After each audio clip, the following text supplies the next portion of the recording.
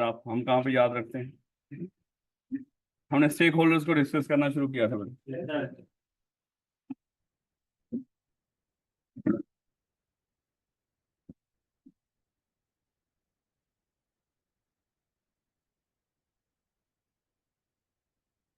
और याद करें मेरे बच्चे, हमने डिस्कस किया था स्टेक होल्डर्स के अंदर कि हर वो इदारा हर वो इदारा जिसमें किसी भी बंदे का कोई इंटरेस्ट, यानी कि ये कह लें हर वो बंदा जिसका उस इदारे में कोई इंटरेस्ट हो। ये बंदा ही नहीं मेरे बच्चे, कोई और हमने डिस्कस किया था इदारा भी हो सकता है। कोई और बंदा या कोई और इदारा अगर जिसका इस इदारे में कोई इंटरेस्ट हो, समझ लो वो इसके क्या है, स्टेक होल्डर है। या सादा अल्फाज में हमने डिस्कस किया था हर वो बंदा या इदारा जो इस ऑर्गेनाइजेशन को इफेक्ट कर सकता हो या इन्फ्लुएंस कर सकता हो या सादा अल्फाज में इस पर असरअंदाज हो सकता हो, या ये इदारा जिन लोगों पर या इदारों पर असरअंदाज हो सकता हो, ये सारे इसके क्या होंगे, स्टेक होल्डर्स हों। तो लफ्ज तो स्टेक होल्डर से ही वैसे काफी पता चल जाता है। हर वो बंदा जिसका उस ऑर्गेनाइजेशन में इंटरेस्ट हो वो उसका क्या कहलाएगा, स्टेक होल्डर, यानी कि इंटरेस्ट होल्डर सादा अल्फाज में। अगर ये वो सूद वाली इंटरेस्ट नहीं, ये मुफाद वाली इंटरेस्ट है कि जिसका भी उस ऑर्गेनाइजेशन में मुफाद होगा वो उसका स्टेक होल्डर कहलाएगा। अब मेरे बच्चे ये बातें हम वैसे ही एक एक करके वो सारे डिस्कस कर लें इन लोगों को। अगेन मेरे बच्चे आपने याद करके वहां पे आपको कोई ऐसे तो आना नहीं, ना ही वो आपको कहेगा टाइप्स ऑफ स्टेक होल्डर बताओ और उसमें फिर आगे ये बताएंगे वो फलाने स्टेक होल्डर की क्या क्या इंटरेस्ट होती है, इतनी डिटेल में तो कुछ नहीं बताएगा। वो एक एमसीक्यू क्वेश्चन आना है आपको। इसलिए यहाँ पे जितनी चीजें पढ़ रहे हो वो पूरे टॉपिक आपस में रिदम हो या ना हो, उसके आगे जितने भी उसमें सब टॉपिक्स हो हर सब टॉपिक का आपको पता होना चाहिए। है जो भी लाइन लिखी हो उसके मतलब का आपको पता होना चाहिए। अगर ये चीजें आपको पता है और कॉन्सेप्ट आपके बिल्ड कॉन्सेप्ट भी हो, ये भी याद रखिएगा। है वहां पे थोड़ी बहुत चीजें जो आपके नॉलेज बेस की बजाय जो आपके जरा थोड़ी सी जहाँ पे एप्लीकेशन बेस आएगी, थोड़ी सी अकल भी इस्तेमाल होनी है। ये ना समझिएगा कि बिल्कुल किताब ही उठा के वो आपको दे देगा। यहाँ किताब के ही कॉन्सेप्ट को अप्लाई भी करवा रहे हैं। इसलिए मेरे बच्चे हमारा मकसद यहाँ पे सिर्फ इसको रीड करना नहीं है, ये भी है कि हम चीजों को कॉन्सेप्चुअली भी समझें। तो हमने डिस्कस किया था मेरे बच्चे हमारे स्टेक होल्डर तीन तरह के होंगे, हकीकत में दो तरह के होते हैं, तीसरा हमने इन दोनों से ही बनाया है। एक इंटरनल जो सादा अल्फाज में हमने डिस्कस किया था हर वो बंदा जो इस ऑर्गेनाइजेशन की चार दीवारी में पक्का पक्का पक्का पक्के का मतलब ये नहीं कि वो दिन रात यहीं पे रहता हो, यानी कि जैसे होता है ना फुल टाइम एम्प्लॉय है, जो सादा अल्फाज में फुल टाइम इस ऑर्गेनाइजेशन की चार दीवारी के अंदर काम कर रहा हो, वो हमारा क्या है, इंटरनल स्टेक होल्डर है। और जो बंदा इंटरनल जिस चार दीवारी के अंदर का ना हो, बाहर का हो, वो हमारे लिए एक्सटर्नल स्टेक होल्डर है। फिर हमने डिस्कस किया बड़े सारे लोग बहुत अहम बाहर भी हैं चार दीवारी के, जैसे हमारे सप्लायर हैं जो जिनसे माल खरीद के हम तो कोई चीज बना के बेचते हैं, वो हमारी चार दीवारी के अंदर थोड़ी बैठे हैं, वो तो बाहर ही बैठे हैं। या हमारे बड़े सारे मेजर कस्टमर हैं, वो भी हमारे यहाँ पे ऑर्गेनाइजेशन के अंदर थोड़ी बैठे होंगे, वो भी बाहर होंगे। या वो लोग जो हमारे लिए कवानीन बनाते हैं जो गवर्नमेंट के लोग हैं, रूल्स एंड रेगुलेशन बनाने वाले, वो भी हमारी ऑर्गेनाइजेशन में थोड़ी बैठे होंगे, वो भी बाहर बैठे होंगे। तो बड़े सारे ऐसे लोग हैं जो बड़े अहम हैं लेकिन हमारी चार दीवारी के बाहर बैठे हैं, और बड़े सारे अहम लोग ऐसे भी होंगे जो हमारी चार दीवारी के अंदर होंगे। जैसे हमारे कुछ ऐसे बड़े इंपॉर्टेंट एम्प्लॉयज होंगे, उन्हीं इंपॉर्टेंट एम्प्लॉयज में से जैसे आप जैसे इंशाल्लाह कल आप जब बड़े होंगे तो आप जैसे लोग सीईओ सीएफओ बनेंगे, ये भी बड़े अहम लोग होते हैं। तो ऐसे लोग बाहर या अंदर ऑर्गेनाइजेशन के इंटरनल या एक्सटर्नल स्टेक होल्डर में से जो इंतहाई इंपॉर्टेंट हो, जिनके साथ एक कॉन्ट्रेक्चुअल रिलेशनशिप हो, मेरे बच्चे उन लोगों को हमने कहा था वो कनेक्टेड स्टेक होल्डर है। खैर, कहता है कि every business involve transaction with people, ये तो पक्की बात है, इंसानों के साथ ही ट्रांजैक्शन करते हैं। हाँ? कभी देखा है कि वो देखो गाय वो कोकोमो खरीद के लेके जा रही है, इंसान ही खरीद के लेके नहीं, ऐसे ही आप बंदर कर लिया करते हैं ट्रांजैक्शन, लेकिन वो पैसे नहीं देते, वो लोगों के हाथों से छीन के दुकान से छीन के लेके चले जाते हैं। वो होता है ना, वो डॉक्यूमेंट्री में दिखा रहे होते हैं वो जिन इलाकों में बंदर ज्यादा है, ऐसे ही ना। आपके इलाके में तो नहीं ना? नहीं नहीं सर, हम तो यहाँ पे आ गए सर, कैसी बात कर रहे हैं, मजाक। अब अच्छे बच्चे कहता है कि those people are affected by the business and therefore have a stake in it, यानी कि लोगों के साथ बिजनेस क्या करता है, लोगों से ट्रांजैक्शंस करता है। और जो जिन लोगों के साथ ट्रांजैक्शंस हो रही हो मेरे बच्चे, डेफिनेटली वो हमारी हमारे अगर हम बिजनेस क्या ट्रांजैक्शन कर सकता है कोई बिजनेस किसी के साथ, है एम्प्लॉइज है, क्या एम्प्लॉय के साथ ट्रांजैक्शन नहीं कर रहा, उनसे काम दे रहा है, उनको पैसे दे रहा है, ये भी ट्रांजैक्शन है आम कस्टमर से पैसे लेकर उनको चीजें दे रहा है, ये भी ट्रांजैक्शन है, सप्लायर से माल खरीद के उनको पैसे दे रहा है, ये भी ट्रांजैक्शन है। तो मेरे बच्चे ट्रांजेक्शन तो होती हैं, जितने भी लोग हैं इनके साथ इन्वॉल्व, सबके साथ क्या होती है, जैसे मालिक है उससे पैसा लिए और बदले में उसको प्रॉफिट कमा के दे रहे हैं, वो भी ट्रांजेक्शन है। कहता है कि those people are affected by the business and there have a stake in it, they are refer to as stake holder. यानी कि ऐसे लोगों को हम क्या बोलेंगे यहाँ पे, stake holder are people who have interest, या साधारण अल्फाज में वो लोग जिनका इस ऑर्गेनाइजेशन में इंटरेस्ट है। A business, in business a stakeholder is an individual, वो अच्छा इंडिविजुअल लफ्ज बोले थे जिंदा इंसान के लिए, जहां पे लफ्ज कहीं लिखा हो नेचुरल पर्सन या लफ्ज लिखा हो इंडिविजुअल, इसका मतलब क्या होता है, जिंदा इंसान, मतलब हम लोग। और जहां पे खाली लफ्ज पर्सन लिखा हो, खाली पर्सन, देखो एक पर्सन खाली, उसका मतलब जिंदा इंसान भी होता है और मुर्दा नहीं है कंपनी, और पढ़ेंगे आगे जाके, मुर्दा नहीं होता, मुर्दा अल्लाह माफ करे होता है। देखें ये भी एक जिंदगी की हकीकत है, अल्लाह माफ करे कोई बंदा ना रहे तो हम तो उसका नाम भी नहीं उससे फौरन छीन लेते हैं, उसका नाम मैयत बन जाता है मेरे कुछ। अल्लाह माफ करे उस लम्हात को भी, ये नहीं अल्लाह माफ करे उसकी कोई तमन्ना तो नहीं, लेकिन याद रखा करो बच्चे, मौत को भूल के जिंदगी ना जी। बेटा कह रहा है कि business stake holder in any individual, यानी कि स्टेक होल्डर कोई आम इंसान भी हो सकता है, कोई ग्रुप ऑफ पीपल भी हो सकते हैं, या कोई पूरी कम्युनिटी भी हो सकती है, that has an interest in the organisation. हालांकि इसको बोलना चाहिए था यहाँ पे कि ऑर्गेनाइजेशन भी हो सकती है in an organisation and the outcome of its operation, यानी कि ऑर्गेनाइजेशन के अंदर या वो ऑर्गेनाइजेशन जो कर रही हो उसके अंदर लोगों की इंटरेस्ट होती है।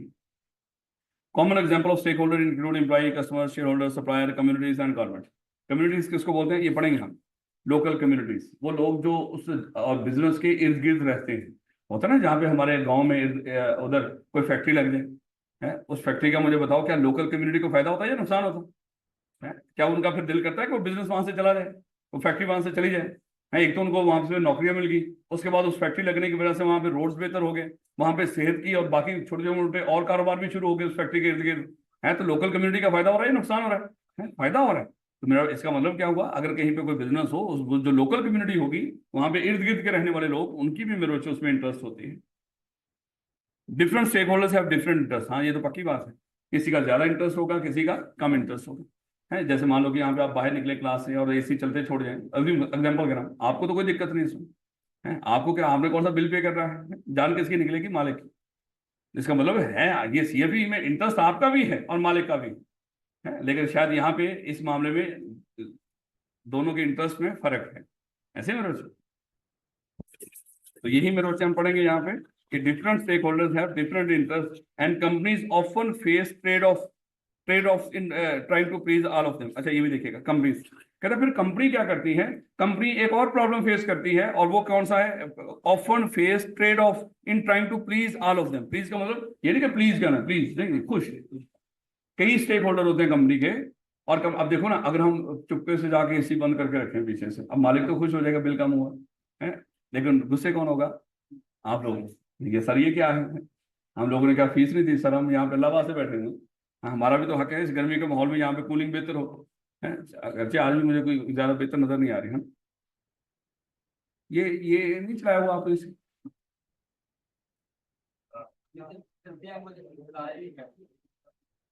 ये भी नहीं चलता,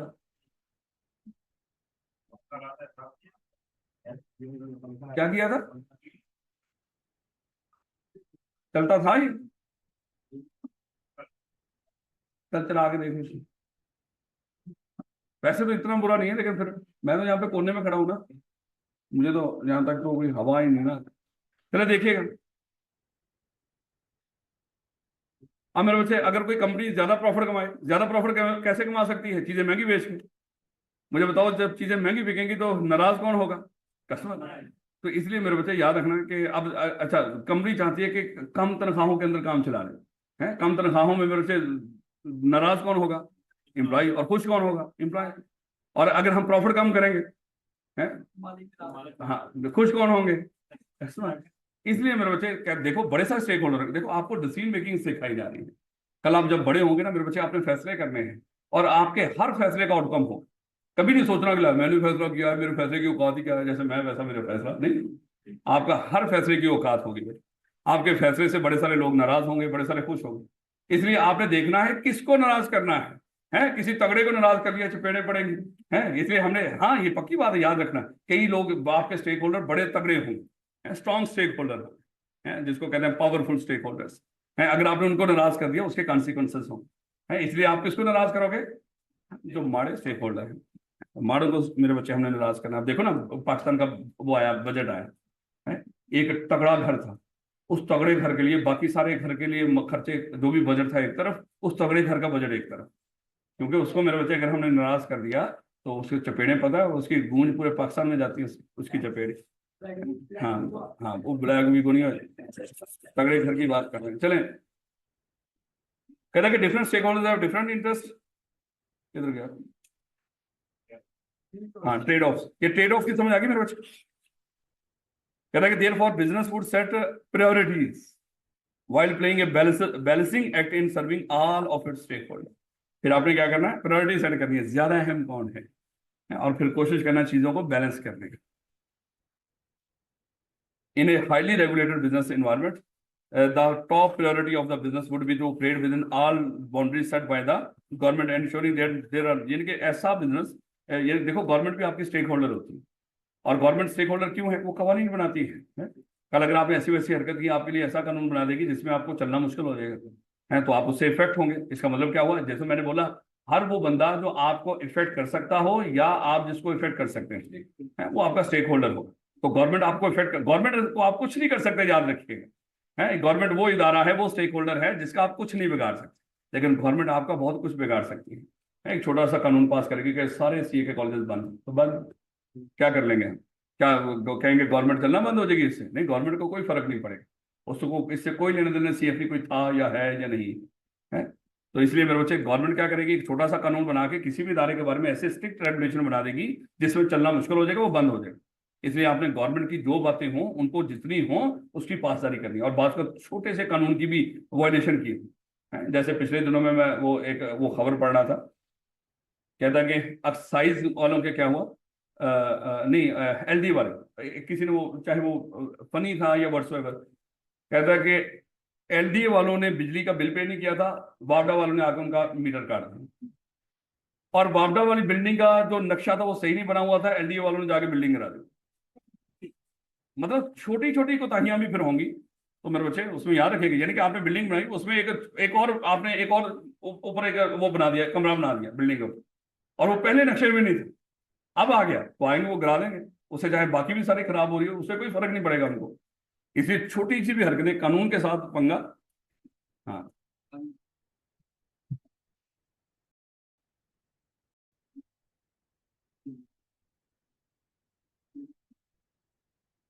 अच्छा बेटा, ट्रेड ऑफ का मतलब होता है लेन देन करना।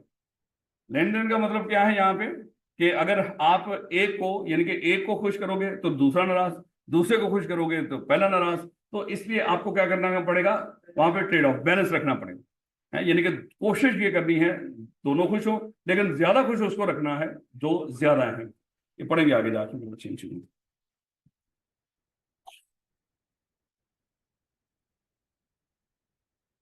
कहता है कि another example would be of a service related business. हम कौन है, हम कुछ बना के बेच रहे हैं, सर्विस रिलेटेड बिजनेस। कहता है कि where customers are an important stake holder, यानी कि यहाँ पे औकात किसकी है, और कस्टमर कौन है, हम, यानी कि आप लोग। वाह, और देखना मेरे पास सच्ची बात है, इसलिए तो आपके फीडबैक का हमें हमेशा फिक्र रहता है। इसलिए तो मैं आपको पहले ही कहता रहता हूँ, खुदा के लिए मैं एक लफ्ज नहीं छुड़वाऊंगा, आपने मेरा फीडबैक खराब नहीं करना, क्योंकि अगर आपने जिस तरह की बात कर दी तो 2 साल तो उसके लिहाज से फैसला करेंगे कि राणा साहब को अगली दफा लेक्चर देना है कि नहीं देना है। इसलिए मेरी रोजी रोटी है, मेरे छोटे छोटे बच्चे हैं, मेरे बच्चों हैं, तो इस बात का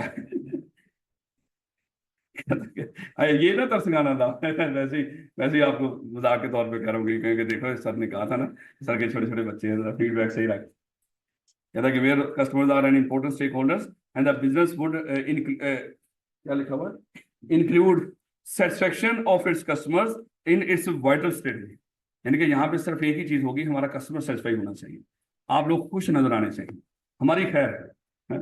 और इतने खुश हों कि सुकून से बैठे, चाहे नींद आ रही हो, चाहे हम जो मर्जी कर रहे हो, और हम इतनी ठंड माहौल हो, खुश हो।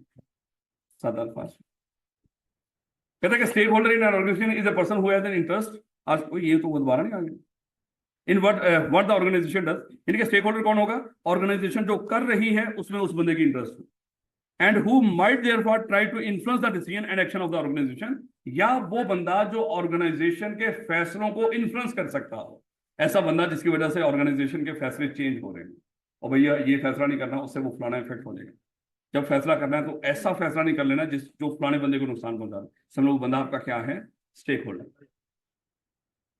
स्टेक होल्डर ये वैसे ये समझाने के लिए बातें कर रहा है आपको छोटी छोटी। Stake holders are individuals and other, यहाँ पे आगे बकवास किया कि स्टेक होल्डर कौन होते हैं, आम इंसान भी होते हैं और other organisation, but they may often have a common interest. लेकिन मोस्टली इनकी इंटरेस्ट क्या होती है, चाहे वो ऑर्गेनाइजेशन हो चाहे वो आम बंदा हो। कॉमन इंटरेस्ट मेरे बच्चे अभी देखेंगे वो किस तरह के, हर एक की अदर, हर स्टेक होल्डर की हम इंटरेस्ट को मेरे बच्चे डिस्कस करेंगे कि किस बंदे की क्या इंटरेस्ट हो सकती है। It is there for people to categorise same stake holder into groups of people with a similar interest. फिर हम क्या करेंगे, जो जिनकी एक तरह की इंटरेस्ट है उनको एक ग्रुप में रखेंगे, जिनकी दूसरी तरह की इंटरेस्ट है उन सबको, उस तरह की इंटरेस्ट वालों को एक जगह पे इकट्ठा कर देंगे। यानी कि हम सेम तरह की इंटरेस्ट रखने वाले लोगों के ग्रुप बना देंगे। फिर देखेंगे किस ग्रुप के लिए हमने क्या करना है। कहते हैं कि people are groups with in the organisation internal stake holder, जैसे हमने कह दिया इंटरनल स्टेक होल्डर होंगे, या people groups are other entities that are external to the entity external stake holder. हमने क्या कर दिए, स्टेक होल्डर्स को उनकी इंटरेस्ट की बेस पे उनके ग्रुप्स बना दिए। यानी कि कुछ इंटरनल स्टेक होल्डर है, कुछ एक्सटर्नल स्टेक होल्डर है। कहता है कि पावर इंटरेस्ट मैट्रिक्स, इसको बहुत इसने पहले बात कर दी। ये हमारे इस चैप्टर का तकरीबन तकरीबन आखिरी टॉपिक होगा, या इस एरिया का आखिरी टॉपिक होगा, पावर इंटरेस्ट मैट्रिक्स। ये हमने डिस्कस करना है कि जब आप बड़े होंगे तो आप किसी ऑर्गेनाइजेशन के लिए फैसले कर रहे होंगे, और जब फैसले कर रहे होंगे तो वहां पे मेरे बच्चे एक आपने मैट्रिक्स बना के रखा करना है। वो मैट्रिक्स किस चीज का होगा, पावर इंटरेस्ट मैट्रिक्स। वैसे ही लफज बोला, मैं समझाने के लिए बात कर रहा हूँ थोड़ी सी आप। कहता कुछ ऐसे भी लोग होंगे, देखो इधर को जाए तो पावर हाई होगी, इधर को जाए तो अज्यूम कर लो ये इंटरेस्ट है इस साइड पे, इस साइड पे पावर है। ऊपर को जाए तो पावर हाई, इधर को जाए तो इंटरेस्ट हाई।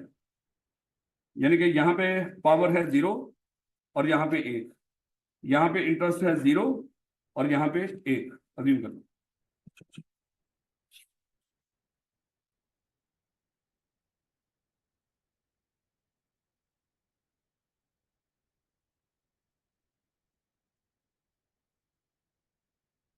तो रहेगा वैसे थोड़ी सी ले बेटा। तो यहाँ पे जरा देखिएगा इसको, क्या कहता है कुछ ऐसे लोग भी होंगे जो यहाँ पे होंगे, कुछ ऐसे लोग होंगे जो यहाँ पे होंगे, कुछ यहाँ पे और कुछ यहाँ। जब आप बड़े होंगे तो लोगों को इस तरह डिवाइड करके रखेंगे ग्रुप्स के अंदर। अब यहाँ पे अगर देखोगे, ये पहले लोग देखो, ये वाले ये वाले, चलिए पहले ये देखिए। मैं कह दूं कि ये ऐसे लोग हैं जिनकी पावर बड़ी कम है, और मैं ये कह दूं कि ऐसे लोग हैं जिनकी इंटरेस्ट भी कम है ऑर्गेनाइजेशन में, जिनकी ऑर्गेनाइजेशन में पावर भी ना हो और जिनकी ऑर्गेनाइजेशन में इंटरेस्ट भी कम। तो यहाँ पे ऐसे लोग होंगे। अगर सीएफई में नजर दौड़ाओ, आपको कौन लग रहा है जिसको सीएफई के चलने चलाने से इसको कोई लेना देना है ही नहीं, चाहे सीएफई उसके लिए आज बंद हो जाए। और क्या लग रहा है, कौन सा ऐसा बंदा है जिसकी सीएफई में कोई सेव नहीं, कोई डिसीजन नहीं कर सकता, कोई फैसला नहीं कर सकता। अरे ऐसे में तो हम ही नजर आ रहे हैं। हमारे अलावा तो सर में कोई दिखाई नहीं दे रहा। फिलहाल तो आप वैसे तो आप भी हो सकते हैं फिलहाल, लेकिन नहीं आप नहीं। अगर हम बात करें, अल्लाह ताला इन सब के लिए आसानी पैदा करें, अगर हम बात करें ऑफिस बॉयज की, जितना उनको पे किया जा रहा हो तो उनको कोई फर्क नहीं पड़ता, वो इतना कहीं पर भी उनको पे कर देंगे, इदारा रहे या ना रहे, उनको इस चीज की कोई फिक्र नहीं हो। तो उनको शायद हम इस मैट्रिक्स में रखेंगे, तो शायद इनकी ऑर्गेनाइजेशन में इतनी ज्यादा इंटरेस्ट नहीं है और इनके पास पावर भी नहीं है, तो शायद इनके बारे में हमें कुछ बहुत ज्यादा सोचने की जरूरत नहीं है। ऐसे ही ना बच्चे, कुछ ऐसे लोग होंगे जो यहाँ पे होंगे, ये दूसरे क्वार्टर में, पावर हाई, इंटरेस्ट नहीं है। ऐसे ना बच्चे, यहाँ पे पावर क्या है और इंटरेस्ट क्या है, 0। अगर देखा जाए बाहर, चलो इसको चाहे हॉरिजॉन्टल को पहले रखते हो आप लोग, पता नहीं क्या रखते हो, गोली मारो उस बात। बस ये तो पता ना, यहाँ पे पावर क्या है, हाई, और इंटरेस्ट क्या है, लो। ये कौन से लोग होंगे, जैसे आपकी गवर्नमेंट है, क्या गवर्नमेंट के पास बड़ी पावर होती है, कोई इंटरेस्ट होती है किसी इदारे में, उसको कोई लेना देना नहीं होता किसी इंडिविजुअल इदारे के साथ, है कोई चले या ना चले।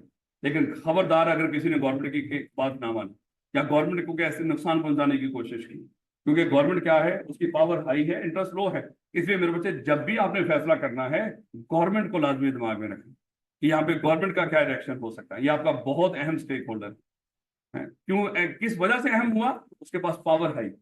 इसी तरह कुछ लोग होंगे जो मेरे बच्चे यहाँ पे फॉलो करते होंगे, ये वाले मैं कहता हूँ ये ऐसे लोग हैं जिनकी इंटरेस्ट हाई है और पावर भी हाई है। ये दो लोग, यानी कि ये वो लोग जिनकी इंटरेस्ट और पावर दोनों हाई है। तो ये कौन हो सकते हैं? हाँ, कंपनी के बड़े खासतौर पे, जैसे बोर्ड ऑफ डायरेक्टर, या जिस तरह आपने कहा कंपनी के मालिक, शेयर होल्डर्स, ये वो लोग हैं जिनकी इंटरेस्ट भी हाई है और पावर भी हाई। इनका तो जाहिर बात है मेरे बच्चे, ये तो की प्लेयर्स है, ये तो मेनली आपने रखने ही रखते हैं दिमाग में। उसके बाद एक वो लोग आएंगे जिनकी इंटरेस्ट हाई है लेकिन पावर क्या है, इंटरेस्ट बड़ी है लेकिन कर कुछ नहीं सकते कुछ। ये हमारे मान लो कि कोई मिडिल मैनेजमेंट भी हो सकती है उस तरह करके। चलो इस तरह ये चाहे रहने दो। और कौन हो सकता है यहाँ पे आपके दिमाग में? इंटरेस्ट हाई हो लेकिन पावर लो हो। सोचो अभी सीएफई के अंदर वो बैठे हुए लोग, इंटरेस्ट हाई है, पावर लो है? क्या मजाल कोई एसी भी चला सके अपनी अपनी तरफ से उठ के? है पावर इतनी सी है, क्या मजाल ये कह सके सर ऐसा करें आज क्लास 10 मिनट पहले छोड़ दें, क्या मजाल आप है? तो इसका मतलब पावर जीरो, इंटरेस्ट हाई, पैसा लगा हुआ है, फ्यूचर है हमारा सर यहाँ पे। तो इंटरेस्ट हाई, पावर लो, कस्टमर्स खास तौर पे कस्टमर कर कुछ नहीं सकते लेकिन इंटरेस्ट बहुत होती है, क्योंकि उनको लग रहा होता है कि जितना हम पैसा लगाएं यहाँ पे उतनी हमें वैल्यू भी मिले। इंटरेस्ट हाई है लेकिन खुद कुछ नहीं कर सकते, डिसीजन मेकिंग में इन्वॉल्व नहीं। तो ये इसका नाम उसने बड़ा प्री मैच्योर बोल दिया। ये आगे जाके हम पढ़ेंगे हमारे सिलेबस में, ये होगा, थोड़ी सी बात इसकी करेगा। जब आप बड़े होंगे तो आपने क्या करना है, ये पावर इंटरेस्ट मैट्रिक्स यूज किया करना है फैसला साजी के लिए। है आपने देखना कि मेरे पास ये पावर इंटरेस्ट मैट्रिक्स है, इसमें कौन सा स्टेक होल्डर किस मैट्रिक्स में फॉल करेगा, और जिसमें वो फॉल करेगा उसको उस लिहाज से आपने अहमियत देनी है। याद रखोगे, सबसे कम अहमियत किसको देनी है यहाँ पे? ये उससे कम अहमियत किसको देनी है? ये इससे ज्यादा अहमियत किसको देनी है? ये सबसे ज्यादा अहमियत किसको देनी है? ये ऐसे ही है ना? तो ये मेरे बच्चे आपको सिखाया जाएगा। इसका नाम क्या है? Power interest matrix. यानी कि आपने ये दोनों चीजें प्लॉट करके देखा करनी है, कौन कहां पे फॉल कर रहा है। कह रहे हैं कि power interest matrix can be used to categorise stake holders based on their power or influence and interest in a project or entity. और अपने घर के अंदर भी ये पावर इंटरेस्ट मैट्रिक्स आ ना, जरा जाकर बना के देखिए। हैं? हाँ, आप पहले में होंगे ना, दो इंटरेस्ट दो पावर है, घर के मामला में कोई लेने देना नहीं और औकात भी नहीं। तो शायद हम पहले में, लेकिन मेरे बच्चे यही आप लोग क्या होंगे, कभी इंशाल्लाह घर के की प्लेयर्स होंगे। हैं, जब ये सी इंटर तक जाने की बात है उसके बाद की प्लेयर हर बात पे फोन करके पूछा करेंगे, हैं बेटा ये पुराना काम कर लें। हैं? वो एक किसी ने वो चले खैर इस तरह की क्या वैसे कोशिश करना है मेरे बच्चे, घर जाए भी इंजॉय इंजॉय है ना, कभी छुट्टी पे जाओ तो घर का ना बना के देखिएगा। एक तरफ पावर इंटरेस्ट देखना, घर में कौन कहाँ पे फॉल करता है, उसको उस लिहाज से इज्जत देनी है आपने।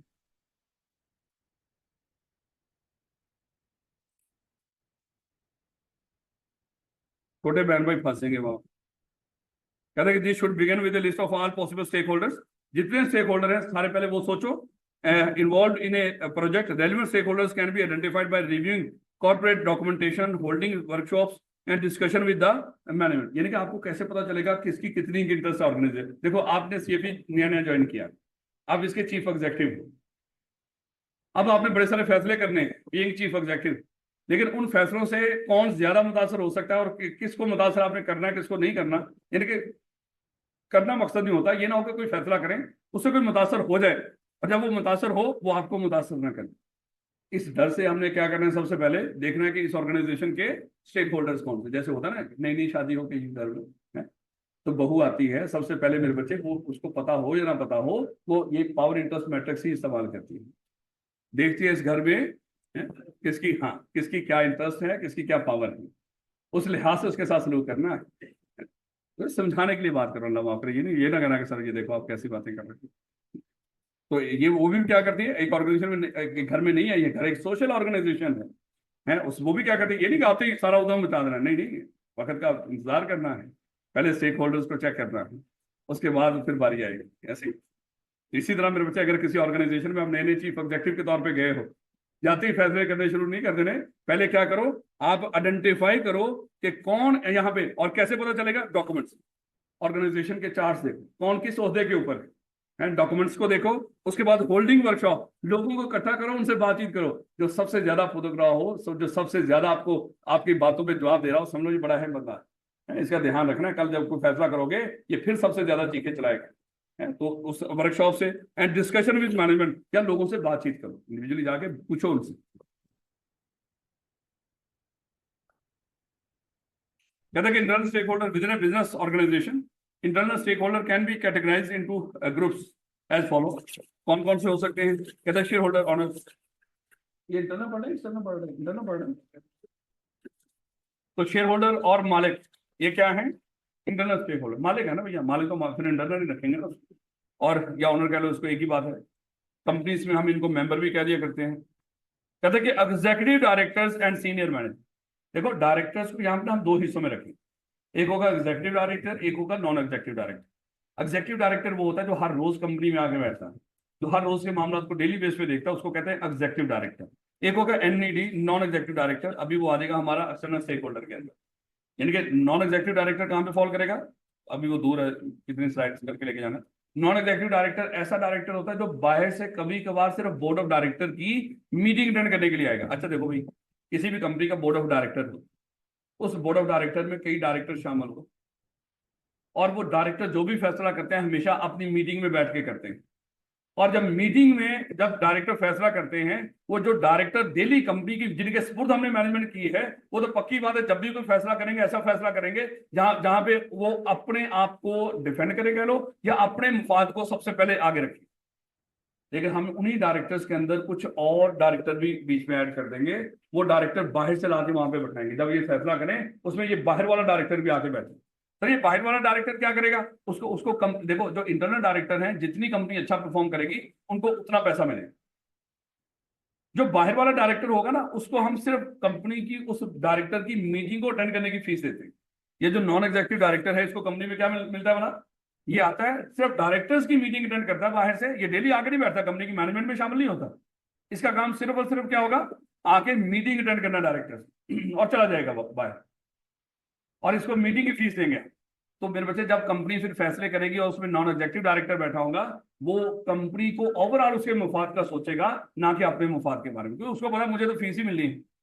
उसके बदले में जब वो वहां पे बैठ के बातें करेगा, एक तो बाहर से आया, बाहर के हालात भी बताएगा उनको कि बाहर क्या चल रहा है। ये तो घर के मैंडेट हैं, इनको क्या पता कि बाहर क्या चल रहा है। और दूसरे नंबर पे मेरे बच्चे, उसका कोई अपना कॉन्फ्लिक्ट ऑफ इंटरेस्ट नहीं होगा ऑर्गेनाइजेशन के अंदर, यानी कि उसको ये नहीं कि कंपनी अच्छा परफॉर्म करेगी उसको अच्छा मिलेगा, क्योंकि उसको तो सिर्फ डायरेक्टर की मीटिंग अटेंड करने की फीस मिल रही है बस। ऐसे डायरेक्टर को बोलते हैं, ये क्या है? Non executive director. जो बाहर से डायरेक्टर्स की मीटिंग अटेंड करने के लिए आते हैं, वो कंपनी की मैनेजमेंट का हिस्सा नहीं होते। और एग्जीक्यूटिव डायरेक्टर्स कौन से होते हैं? जो टॉप मैनेजमेंट होता है उसको हम एग्जीक्यूटिव बोलते हैं खास तौर पे। तो इसलिए लफ्ज डायरेक्टर नहीं खाली बोला उसने, क्या बोला है? Executive director. क्योंकि आगे नॉन एग्जीक्यूटिव डायरेक्टर भी आएंगे, वो कौन सा स्टेक होल्डर होंगे? एक्सटर्नल। और एज सीनियर मैनेजर, ये तो पक्की बात है मेरे बच्चे, ये घर के ही होते हैं। कहते हैं other managers and employees, it might be appropriate to divide management and employees into sub categories where there are groups with different interest and concerns. कहते हैं बाकी जो मैनेजमेंट और एम्प्लॉय है, उसको आप मजीद ग्रुपों में डिवाइड कर सकते हैं, क्योंकि डिपेंड करेगा कि आपकी मैनेजमेंट की हायरार्की कितने की लंबी चौड़ी है। बात का होता है ना, डायरेक्टर्स हैं, जैसे अगर हम हायरार्की की बात करें मेरे बच्चे, सबसे ऊपर मालिक बैठे होते हैं, शेयर होल्डर या ऑनर बैठे होते हैं। इनके नीचे मेरे बच्चे, वैसे ही समझाने के लिए बात करने लगा हूं, इनके नीचे मेरे बच्चे होता है board of directors. Board of director ने अपना एक बंदा अपॉइंट किया होता है जो इनके बिहाफ पे कंपनी चला रहा होता है, उसको बोलते हैं चीफ एग्जीक्यूटिव। चीफ एग्जीक्यूटिव के नीचे मेरे बच्चे हो सकता है कि कंपनी कई रीजन्स में काम करती हो, वहां पे मेरे बच्चे क्या होंगे? कुछ रीजनल मैनेजर होंगे। फिर आगे मेरे बच्चे हो सकता है कि इनके नीचे कुछ मजीद डिवीजन हो और डिवीजनल मैनेजर्स। फिर मेरे बच्चे इनके आगे मेरे बच्चे हो सकता है कि कोई आगे उसकी मजीद जो कंपनी जो काम कर रही हो उसका मैनेजर हो, असिस्टेंट मैनेजर हो। उसके बाद मेरे बच्चे वो हो, क्या कहते हैं, सुपरवाइजर हो, फिर वर्कर है। एक इस तरह करके एक लंबी चौड़ी हायरार्की हो सकती है, और इस हायरार्की में सारों को आपने देखना है कि कौन सा किस तरह का स्टेक होता है। खैर ये पढ़ेंगे, इसको चार्ट को देखेंगे। जब बेटा एक एक बंदे का बताने लगा और हर बंदे की इंटरेस्ट का बताने लगा। देखो हमने बोला था स्टेक होल्डर किसको बोलते हैं, जिसकी ऑर्गेनाइजेशन में इंटरेस्ट। अब आपको इंटरनल स्टेक होल्डर्स के बारे में बताएगा कि मैंने बात की थी ऑनर्स की, तो ऑनर्स कौन होते हैं और उनकी किस तरह की इंटरेस्ट होती है ऑर्गेनाइजेशन के अंदर, ये तो वैसे आपको वैसे ही पता है। मालिकों की क्या इंटरेस्ट होगी ऑर्गेनाइजेशन में, ज्यादा से ज्यादा प्रॉफिट आए, उनके शेयर्स की वैल्यू ज्यादा बढ़े, एसेट्स की वैल्यू बढ़ रही।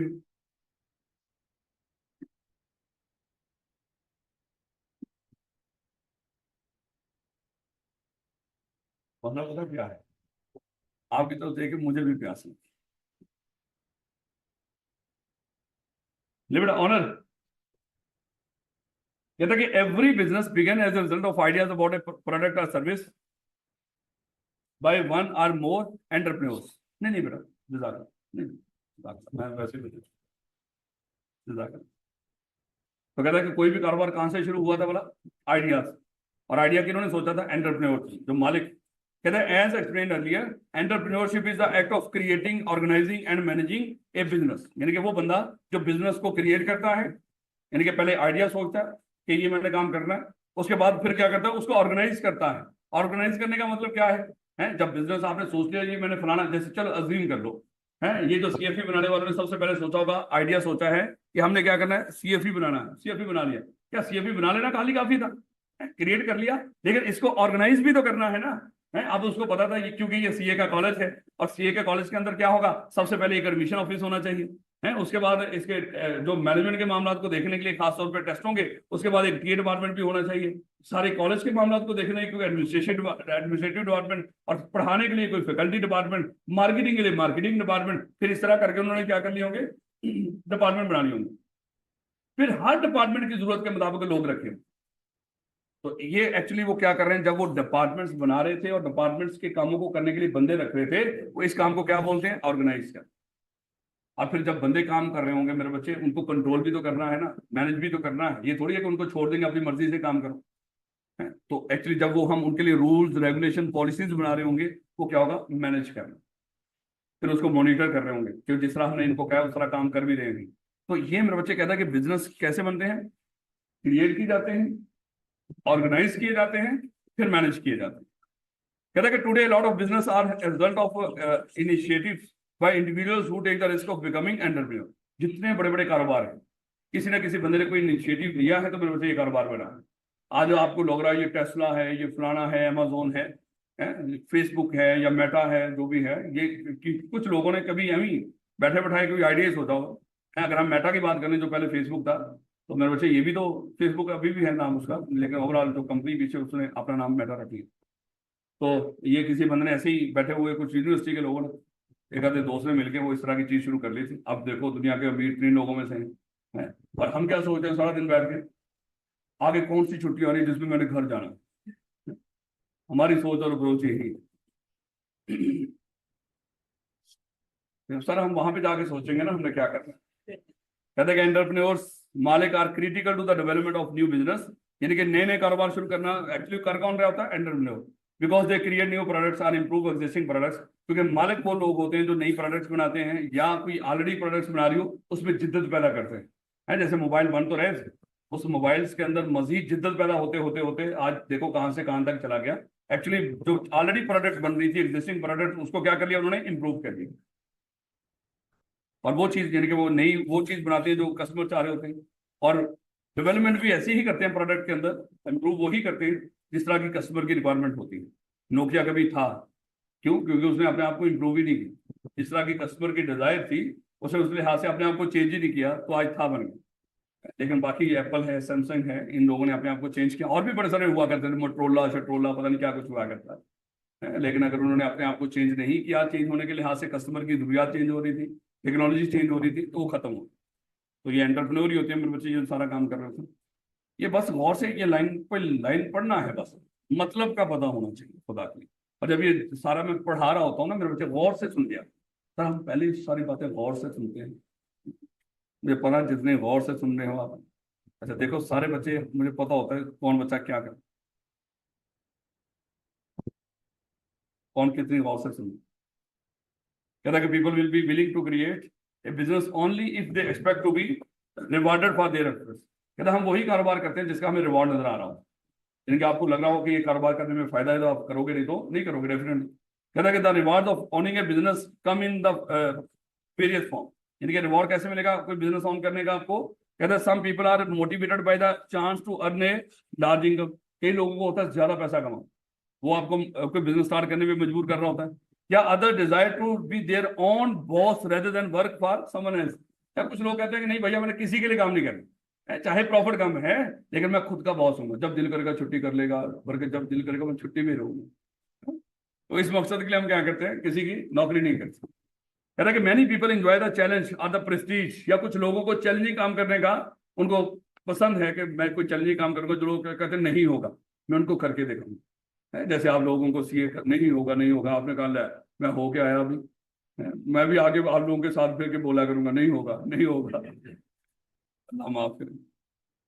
Many people enjoy the challenge और the prestige associated with owning a business, उनको लग रहा था कि प्रेस्टीजियस मामला है, प्रॉफिट चाहे कम है लेकिन कम से कम है तो मालिक तो होना किसी अपने कारोबार के।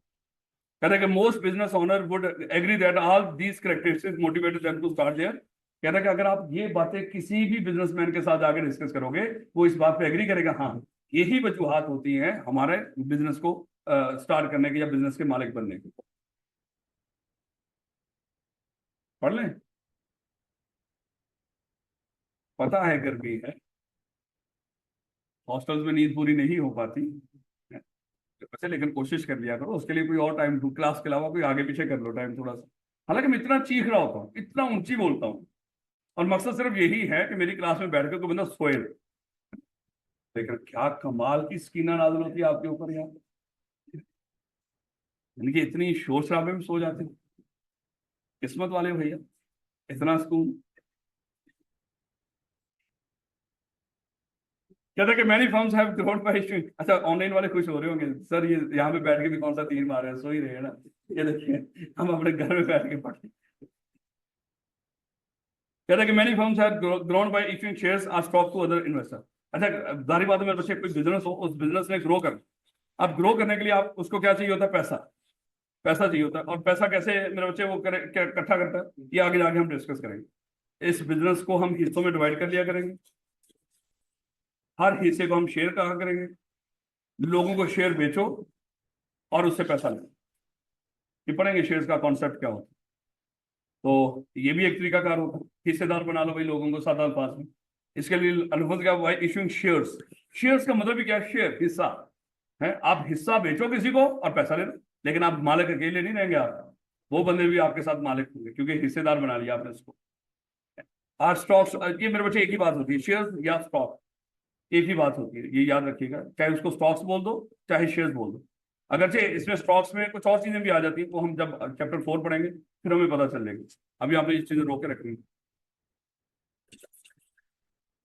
इन्वेस्टर कौन होता है, वो बंदा जो किसी बिजनेस में पैसा लगाना चाह रहा हो, उससे आप उधार भी ले सकते हो, शेयर इशू करके भी ले सकते हो, यानी कि ये दो तरीके दोनों इकट्ठे भी रखो, उधार वाला भी मामला होता है और मालिक बनाने वाला मामला भी।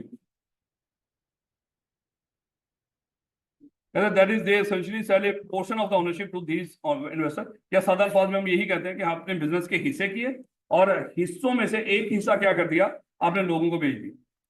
तो एक्चुअली वो शेयर बेचने का मतलब क्या है, जैसे आप किसी कंपनी के 500 शेयर खरीद लो, आपने 500 हिस्से खरीद दिए हैं, आपके हिस्सा 500 हिस्से, हिस्सा तो आधा भी बड़ा होता है, नहीं मेरे बच्चे उस कंपनी के अरबों हिस्से हैं और आपने कितने हिस्से इसलिए आपकी कोई औकात नहीं है।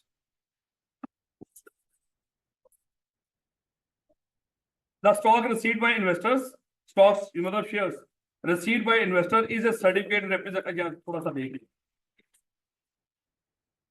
मेरे बच्चे, ये हमारी कंपनी थी, हमने सोचा, समझाने के लिए बात कर रहा हूँ, इस कंपनी को पूरी जिंदगी में ना मालिक पहले शुरू में सोच लिया करते हैं, इस कंपनी को पूरी जिंदगी में अज्यूम कर लो 1 लाख रुपया चाहिए होगा, ये कॉन्सेप्ट जरा सीख लेना मेरे बच्चे। इस कंपनी को पूरी जिंदगी में कितना पैसा चाहिए होगा, 1 लाख, ये कौन सोचेगा, इस कंपनी के बनाने वाले मालिक शुरू के अंदर ही सोच लेंगे। अब अगली बात आएगी, ये लाख रुपया इकट्ठा कैसे करेंगे हम फ्यूचर में जाकर, तो किसी सियाने ने कहा कि ऐसा करो, कंपनी के हिस्से बना दो, कंपनी के क्या कर दो, हिस्से बना दो। देखो अगर एक कंपनी है उसको आपने सिर्फ हाफ कर दिया, उसके 2 ही हिस्से हैं, एक हिस्सा 50,000 का और दूसरा हिस्सा 50,000, ऐसे ना मनोज? 2 हिस्से, लाख रुपए चाहिए हमें, आपने हिस्से ही 2 किए हैं। एक हिस्सा 50 का होगा, दूसरा हिस्सा, अगर ये दोनों हिस्से कोई बंदा खरीद लेगा, एक मिस्टर ए ने खरीद लिया एक हिस्सा मिस्टर बी ने खरीद लिया 50,000, क्या कंपनी को लाख रुपया मिल गया जो उसको चाहिए था? और दोनों हिस्से बिक गए, और दोनों क्या है, एक एक हिस्से के मालिक हो गए। लेकिन अगर 4 हिस्से कर लो और 25,000 कर दो, तो फिर मिस्टर ए ने 2 हिस्से खरीद लिए और 2 हिस्से मिस्टर बी ने खरीद लिए, या 4 लोगों ने एक एक हिस्सा खरीद लिया, और हमारे पास कितने पैसे आ गए? 1,00,000 रुपए आ गए। या आप उसके इतने हिस्से कर दो, कितने हिस्से? 1,00,000 रुपए के 10-10 रुपए के 10,000 हिस्से कर दो। एक्चुअली जब आपने 1,00,000 रुपए के 10-10 रुपए के 10,000 हिस्से किए हैं, आपने वो हिस्से किसके किए हैं? कंपनी के किए। जिस तरह शुरू में 2 किए थे, अब आपने कितने किए हैं? 10,000 हिस्से। अब हम जब 10,000 हिस्से करके रख लेंगे, अब कहेंगे देखो भैया 10 रुपए का एक हिस्सा है, ये किसी की भी उसमें औकात में होगा, वो उसको खरीद सकते हैं।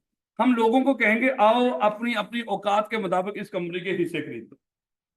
एक बंदा आएगा, वो कहेगा सर मुझे इसके 100 हिस्से दे दो, वो 10 रुपए पे करेगा और 1,000 रुपया कंपनी को दे देगा। ऐसे ही इसी तरह एक बंदा आएगा, सर मुझे ऐसा करो इस कंपनी के 2500 हिस्से दे दो, 10 रुपए के लिहाज से वो कंपनी को 25,000 पे कर देगा। एक और आया, उसने भी 2500 खरीद लिए, 25, एक और आया, उसने 2500 खरीद लिए। जल्दी खत्म करते हैं ना, एक एक करके भी भेजो, हम यही अगले पूरे सेशन में यही काम करते रहेंगे, हैं? तो 25 और आया, एक और आया, उसने 24 तो खरीद लिए और 24,000 पे कर दिए। क्या वो सारे हिस्से बिक गए? क्या हमारे पास डिजायर्ड पैसा आ गया? अब जो बंदा, जिस बंदे ने 25,000 हिस्से खरीदे होंगे, क्या हर हिस्सा, हर एक अलग अलग हिस्सा होता है? जैसा ये करेंसी नोट होते हैं, हर रुपया 1 रुपया है, आप 100 रुपए इकट्ठे, एक एक रुपया करके भी इकट्ठे कर सकते हो 100, है? समझाने के लिए बात कर रहा हूं, पहले तो रुपए का भी नोट होता था ना। इसी तरह हर एक शेयर वाकई ही होता है, और हर शेयर का एक यूनिक नंबर होता है। जैसे अगर मैं कहूं शेयर नंबर 590, वो है इसके अंदर। शेयर नंबर 9,999 है इसके अंदर। 10,000 शेयर है ना, हर शेयर है इसमें, हर हिस्सा उसका एक यूनिक नंबर है, 1 से लेके 10,000 तक। तो अगर किसी बंदे ने 2500 शेयर खरीदे, आपको क्या लग रहा है हम उसको 2500 शेयर खरीद के दे देंगे? नहीं नहीं, वो उठा के दे देंगे, ये लो पकड़ 2500 शेयर, और इतना बड़ा थद्दा पकड़ के दे देंगे उसको शेयर। नहीं नहीं, उसको एक सर्टिफिकेट दे देंगे। क्या करेंगे? उसको एक सर्टिफिकेट दे देंगे, सर मिस्टर ए आपको मुबारक हो, आपने इस कंपनी के शेयर नंबर 1 से लेके 500 तक खरीदे हैं, ये शेयर सर्टिफिकेट आपका। दूसरे ने जिसने 500 अगले खरीदे थे, उसको हम कहेंगे सर 501 से लेके 1000 तक आपके शेयर, एक सर्टिफिकेट पर लिखकर दे दिया करें। ये सर्टिफिकेट इनके पास इस बात की एविडेंस होती है कि वाकई ही उनके पास इस कंपनी के शेयर्स हैं और मालिक। उसी तरह जैसे आप लोग जब सीए कर लोगे, कितने पेपर पास करने हैं आपने? 21। क्या आपको 21 सर्टिफिकेट मिलेंगे? नहीं नहीं, एक ही सर्टिफिकेट दे दें।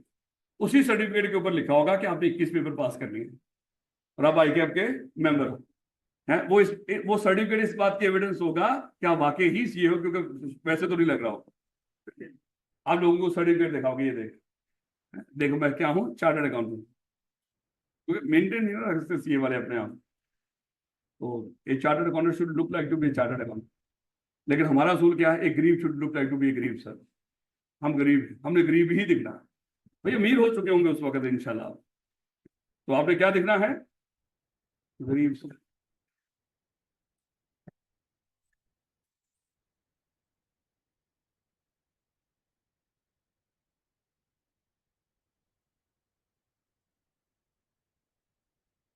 वो हमारे सियाने ना हमें एक बात कहा करते थे, कहते थे खाओ मन भाता और पाओ जग भाता।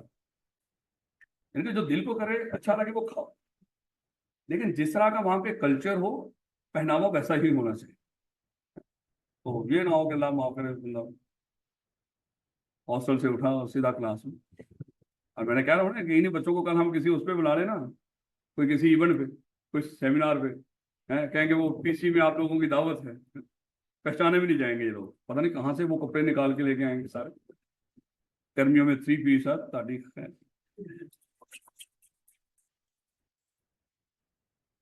तो देखिएगा, ये समझना मेरे बच्चे, ये जो ऊपर आपको थोड़ी सी बात समझाई है ना, ये बात जाके हमने आगे डिस्कस करनी थी कंपनी के स्ट्रक्चर के अंदर, तो मैंने थोड़ा सा यहाँ पे बता दिया और फिर आगे जाके उसको दोबारा डिस्कस करेंगे। इसको समझना है कि शेयर्स होते क्या है, और जो लोग बंदा शेयर खरीदता है वो शेयर होल्डर होता है, और जो शेयर खरीदता है उसको हम उतने शेयर नहीं देते बल्कि क्या देते हैं, एक सर्टिफिकेट। और वो उसमें सर्टिफिकेट पे क्या लिखा होता है, इस बंदे के पास इससे लेके इस तक नंबर ऑफ शेयर इसके पास। कहते the stock received by investor is a certificate representing ownership of the specific business. यानी कि जो बंदा भी उस कंपनी के स्टॉक्स खरीदेगा उसको हम बदले में क्या देंगे, एक सर्टिफिकेट देंगे जो इस बात की निशानी होगी कि यह बंदा उस स्पेसिफिक बिजनेस का ऑनर है। The investors who purchase stocks are called stock holder या शेयर होल्डर, एक ही बात है। स्टॉक्स मतलब शेयर, शेयर मतलब स्टॉक्स। ध्यान रखोगे ना इस बात को, इन दोनों में कोई फर्क नहीं रखना आपने फिलहाल। The funds received by the firm that issue stocks can be used by to expand the firm, मतलब यहाँ पे कारोबार की बात कर रहा है। वो फर्म जिसने शेयर इशू करके लोगों से पैसा इकट्ठा किया, क्या खुदा ना खासा उसका क्या करना है, उसने खा जाना? नहीं नहीं, बिजनेस के ऊपर लगाना, ताकि बिजनेस क्या करे, ग्रो करे, एक्सपेंड हो। जैसे हमें मजीद एक और ब्रांच खोलनी है, हमें पैसों की जरूरत है, हमारे पास शेयर्स पड़े हुए हैं, हम क्या करेंगे, वो शेयर्स लोगों को बेच देंगे, सीएफई में मजीद लोगों को हिस्सेदार बना लेंगे, लेकिन पैसा आ जाएगा, हम उससे एक और ब्रांच खोल लेंगे। कहता है कि large firm such as Unilever, Lucky groups of companies and General Tyres now have millions of stock holders. Millions, तो सोचो मिलियंस में उसने कोई लिमिट नहीं रखी। इसलिए मैंने कहा कि शेयर्स कैसे होते हैं बड़ा कंपनीज के, करोड़ों अरबों। But when they were created they were small business, यानी कि शायद किसी एक बंदे ने कारोबार शुरू किया, लेकिन आज उसके मालिक कितने हैं, शेयर होल्डर कितने हैं, लाखों शेयर होल्डर भी हैं। लो बेटा, एक फर्क थोड़ा सा जाते जाते याद रखिएगा, एक लफ्ज होता है स्टेक होल्डर, एक लफ्ज होता है शेयर होल्डर। स्टेक होल्डर का तो पता है ना, हर वो बंदा जिसका कंपनी में इंटरेस्ट हो वो क्या होगा, हर वो बंदा। क्या जो बंदा जिसने उस कंपनी के शेयर्स खरीदे हैं, क्या उसका इंटरेस्ट है कंपनी में? पक्की बात, उसने शेयर्स खरीदे हैं, वो मालिक है, उसका इंटरेस्ट भी है। इसका मतलब है हर शेयर होल्डर स्टेक होल्डर होता है। लेकिन मुझे बताओ, मैंने आपको बताया था, आप सीएफबी भी एक कंपनी है, जिनका इसके भी शेयर्स हैं, और आप उसके कस्टमर हो, आप यहाँ पे बैठे पढ़ रहे हो, मुझे बताओ आपने इस कंपनी के आप पहले नंबर पे बताओ कि आप इसके शेयर स्टेक होल्डर हो? स्टेक होल्डर तो हो ना, क्या आपके पास शेयर्स हैं इस कंपनी के? नहीं। इसका मतलब है हर स्टेक होल्डर शेयर होल्डर, लेकिन हर शेयर होल्डर स्टेक होल्डर होता है। लेकिन लोग इसको एक ही समझते हैं, नहीं नहीं, बहुत फर्क है इसके अंदर। वो शेयर होल्डर जिसके पास शेयर्स हैं उसी को शेयर होल्डर बोलेंगे, और शेयर होल्डर क्या होता है, स्टेक होल्डर भी होता है। और स्टेक होल्डर जिसकी इंटरेस्ट है, लाजमी नहीं कि उसके पास क्या हो, shares.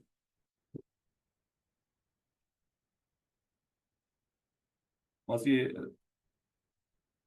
this is the important distinction to make. A shareholder is anyone who owns, who has any type of stake interest in a business.